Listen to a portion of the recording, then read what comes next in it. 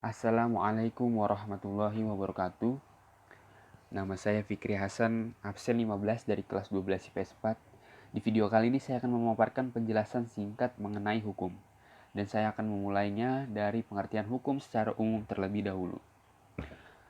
Hukum adalah keseluruhan norma yang oleh penguasa masyarakat yang berwenang menetapkan hukum, dinyatakan atau dianggap sebagai peraturan yang mengikat bagi sebagian atau seluruh anggota masyarakat tertentu, dengan tujuan untuk mengadakan suatu tata yang dikehendaki oleh penguasa tersebut. Unsur-unsur hukum. Suatu perlindungan bisa dikatakan sebagai perlindungan hukum jika mengandung unsur-unsur berikut. 1. Adanya perlindungan dari pemerintah kepada warganya. Yang kedua, jaminan kepastian hukum. Yang ketiga, berkaitan dengan hak-hak warga negara. Dan yang keempat, adanya sanksi hukuman bagi pihak yang melanggarnya. Sumber hukum. Pertama, sumber hukum dalam arti material. Faktor-faktor yang turut serta menentukan isi hukum.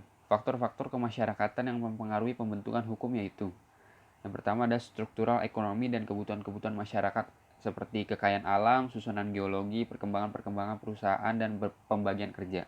Yang kedua, kebiasaan yang telah membaku dalam masyarakat yang telah berkembang dan pada tingkat tertentu ditaati sebagai aturan tingkah laku yang tetap. Ketiga, hukum yang berlaku. Keempat, tata hukum negara-negara lain. Kelima, keyakinan tentang agama dan kesusilaan. Dan yang keenam adalah kesadaran hukum. Dan yang kedua ada sumber hukum dalam arti formal. Sumber hukum yang bersangkut paut dengan masalah prosedur atau cara pembentukannya. Terdiri dari, yang pertama ada sumber hukum dalam arti formal yang tertulis, seperti undang-undang. Dan ada lagi sumber hukum dalam arti formal yang tidak tertulis. Di sini ada pengertian menurut Profesor Supomo dalam catatan mengenai pasal 32 Undang-Undang Dasar 1950 berpendapat bahwa hukum adat adalah sinonim dengan hukum tidak tertulis dan hukum tidak tertulis bagi hukum yang tidak dibentuk oleh sebuah badan legislatif, yaitu hukum yang hidup sebagai konvensi di badan-badan hukum negara seperti DPR, DPRD, dan sebagainya. Hukum yang timbul karena putusan-putusan hakim dan hukum kebiasaan yang hidup dalam masyarakat. Jadi dapat disimpulkan di sini sumber hukum dalam arti formal yang tidak tertulis itu seperti hukum adat yang memang sudah lahir secara turun-temurun. Lalu selanjutnya ada peran lembaga peradilan. Yang pertama ada Polri. Polri merupakan lembaga negara yang berperan dalam memelihara keamanan dan ketertiban masyarakat, menegakkan hukum, serta memberikan perlindungan. Kewenangan Polri antara lain: 1. Melakukan penangkapan, penahanan, penggeledahan, dan penyitaan. Yang kedua, melakukan pemeriksaan dan penyitaan surat. Yang ketiga, memanggil orang untuk didengar dan diperiksa sebagai tersangka atau saksi. Dan yang keempat, masih banyak lagi. Selanjutnya ada Kejaksaan Republik Indonesia.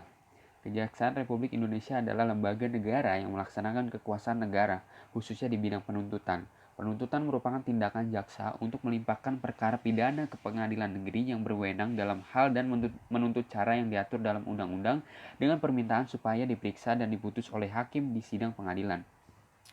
Adapun wewenang dan tugas Kejaksaan Republik Indonesia antara lain: pertama, melakukan penuntutan.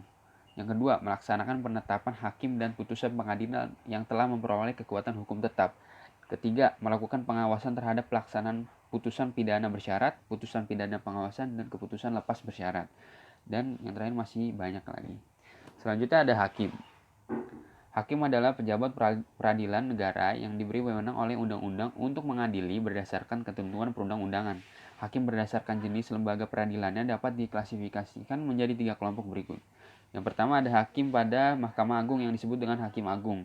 Yang kedua, hakim pada badan peradilan yang berada di bawah Mahkamah Agung, yaitu dalam lingkungan peradilan umum, peradilan agama, peradilan militer, tata usaha negara, dan hakim pada pengadilan khusus yang berada dalam lingkungan tersebut.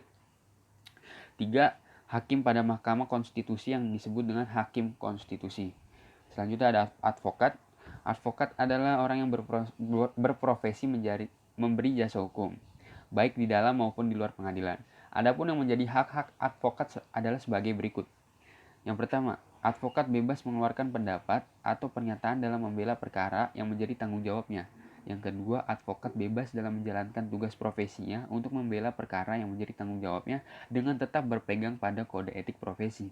Dan yang ketiga adalah advokat tidak dapat dituntut baik secara perdata maupun pidana dalam menjalankan tugas profesinya. Dan yang terakhir ada Komisi Pemberantasan Korupsi atau disingkat dengan KPK. KPK adalah sebuah komisi yang dibentuk pada tahun 2003 berdasarkan Undang-Undang RI Nomor 30 Tahun 2002 tentang Komisi Pemberantasan Tindak Pidana Korupsi. Adapun tugas KPK antara lain: pertama, koordinasi dengan instansi yang berwenang melakukan pemberantasan tindak pidana korupsi. Yang kedua, supervisi terhadap instansi yang berwenang melakukan pemberantasan tindak pidana korupsi.